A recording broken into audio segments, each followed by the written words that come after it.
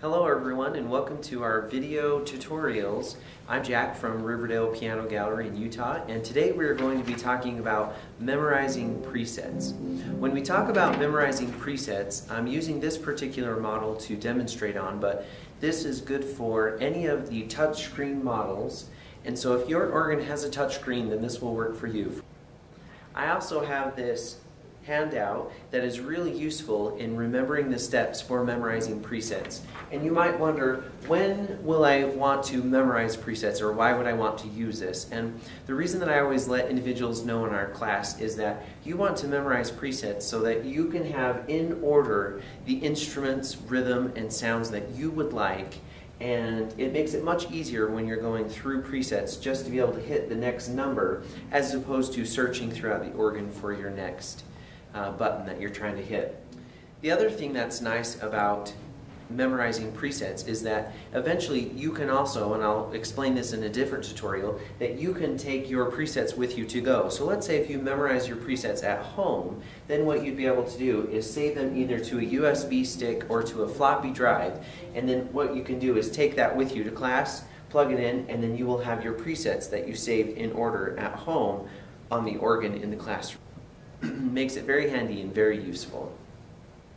First, what I would like to do is just demonstrate for you what I would do to actually set up a preset. Step number one on our handout, which you can also find on our website, is set up the organ. And what you want to do is you want to set up the organ exactly how you would like it to sound. So for instance, you want to include your rhythm style, your instruments, if you want an intro or an ending, the tempo, and also if you are transposing or using any of those features, you want to first set up that song. So let's say, for instance, I was going to play In the Mood. First, I would want to go ahead and choose my rhythm. I'm going to go ahead and turn on my intro. I'm going to choose what instrument I would like, so one of my presets. And then I'm also going to leave the transpose where it's currently set. Once I have the instrument set up just like I want, then what I'm going to do is follow these simple steps. Number 2, press memorize. Step number 3, press the desired bank location I would like to save it in. Then press the desired number, and I always start with 1. And then on my touch screen it gives me a couple of options. I can choose with transpose and with style. With transpose means, do you want it to memorize exactly where this transpose button is? And I always press yes, and the reason for that is because, let's say if, for instance, someone was playing on the instrument before you and they had transposed, way down or way up, then what you can do is, if you press yes, then that means it will actually reset the transpose back to where you currently have it, rather than leaving it where the last person who used the organ had left it. The next question is with style, and I kind of wish they would have labeled this with rhythm, because that means, do you want to memorize this current preset with this particular rhythm style, meaning the big band that I have selected? And I always press yes. The final step then is to complete the circle by pressing memorize again. Notice how it goes in a nice circular formation. Again, I pressed, after I set up the organ, pressed memorize, A1, yes, yes, memorize. And so it goes straight down the line up to the touch screen, and we wrap up again at memorize, which is all included in your handout. Now what I've done, I'd like you to think of these banks, like the A, B, C, D, as a file in a filing cabinet. And so you're going to go ahead and open up drawer A, which is bank A, and then you're going to go ahead and put in number 1 your first instrument. Now what I'm going to do is demonstrate what I would do if I were going to put multiple instruments in the desired bank location. So let's say, for instance, I started with this sound here, and then I wanted to go to something a little bit more mellow, like maybe a breathy saxophone. So what I will do then is I'm going to go ahead and memorize this new instrument into the next preset.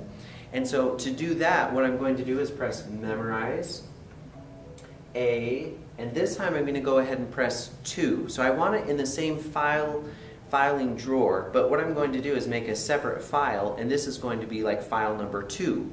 So when I press number 2, one thing I always want to remember is from the previous preset, I have left on my introduction button, and I need to turn this off Otherwise, when I go to preset 2, it will play an ending for me when it turns that light back on.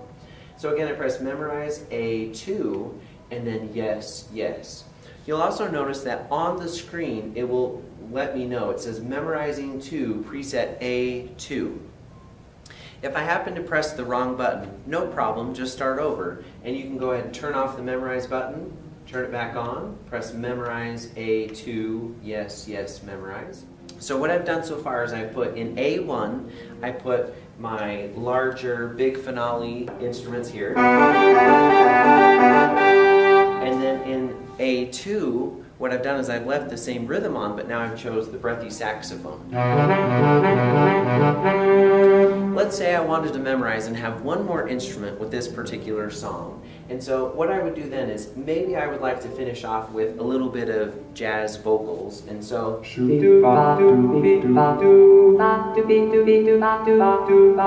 what I'm going to do is memorize this instrument into A3. So I just simply press memorize A3, yes, yes, and memorize. Remember that before you go ahead and memorize any of the presets, you want to set up the organ exactly like you would like it to sound. Again, that includes your rhythm style, your instrument, your speed or tempo, if you want the intro or the ending on. Also, if you would like to transpose at any point, as well as any other changes you might make for the harmony or anything like that on the organ. One thing that you want to remember is that when you want to retrieve the instruments that you have just saved, all you need to do is press the letter and then the number that you had saved the preset to.